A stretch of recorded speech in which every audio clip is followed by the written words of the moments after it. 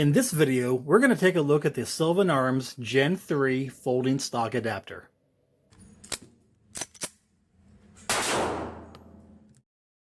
When you think of a folding stock adapter, you typically first think of the Law Tactical folding stock adapter, which, if I'm not mistaken, they kind of pioneered the consumer release of this product. But they're a bit on the pricey side. They usually come in around $230, $250, depending on where you find them. This one from Sylvan Arms is a more economical option, and you can find it usually for about $150 depending on where you look. There's a ton of videos online already giving very positive reviews of this adapter. Now this video is a non-shooting review, so if you're looking for something that's more of a, hey, how does this hold up when you're shooting, you might want to look elsewhere. I'm going to give you my impressions of it out of the box and after having played with it for a few weeks here at home. I've never particularly felt like I need to have a folding stock adapter, but I decided to buy one recently and throw it on this AR that I was building. I may go into this further in another video, but this is an AR that I built within the last couple months, and I did it for under $400. About $390 was the total. That price does not include the sights or the stock adapter, but it's a Anderson lower with an Anderson lower parts kit, an SB Tactical mini brace, and a 7.5-inch Bear Creek Arsenal side charging upper chambered in 5.56, which I'm sure you might guess, it throws out a fireball the size of a small elephant. But we are focusing on the folding stock adapter today. So this is what it looks like when it's installed. I do have one concern about it, and I'll go over that a little bit later in the video, but I have not tightened everything down hard. I've only hand tightened it, so you may see some wiggle room. I haven't decided if I want to leave it on this AR or maybe put it elsewhere, just so you know. So if you see things wiggling around, you know why. Once you installed it, it adds a good 2 inches to the overall length of the buffer tube assembly. So when you have it installed, on the right side of the adapter is a little button that you push and it breaks it open. It says it right there, but it's worth repeating. It says, do not fire while open. So what you should do is do not fire while open. You'll end up with a bruised shoulder or missing an eye or something worse when this little adapter pops out back at you.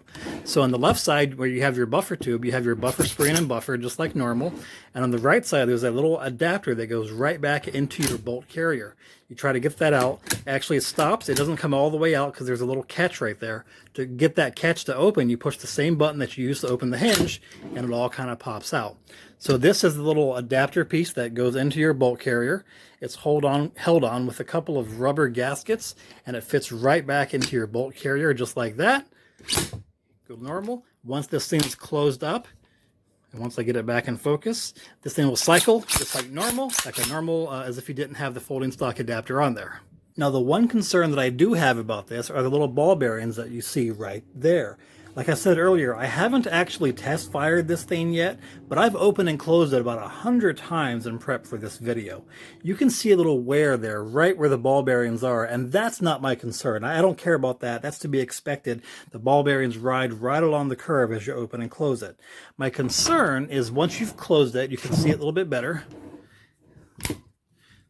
Right here where the ball bearings fall into this groove, there is, and I'm going to likely have to overlay some pictures on here because it's going to be very difficult to see on camera, but try to zoom in. You can see some wear along the groove right there. You can see how it's kind of digging in on both sides. Now my concern here is that those ball bearings falling into that groove is designed so that when you have the brace closed like this, or open, I don't know, is it open or closed? When you have the brace on the side like this, you can move around and it's going to stay in that position. It's not falling around or moving around. Now, if those grooves start to get worn and the ball bearings don't hold well in there, your whole thing is going to start flopping around just like Joe Biden trying to respond to constructive criticism. Now, I've overlaid some pictures right here so you can see my area of concern. It's right here at the edge of the little groove. You can see that after only a short period of time, there's significant wear on the edge of the groove. I had only opened this thing maybe 50 times by the time I took this picture, and it's made these little indentations in the metal already. So before I made this video, I called Sylvan Arms and I told them that I have concerns that I was hoping they could address.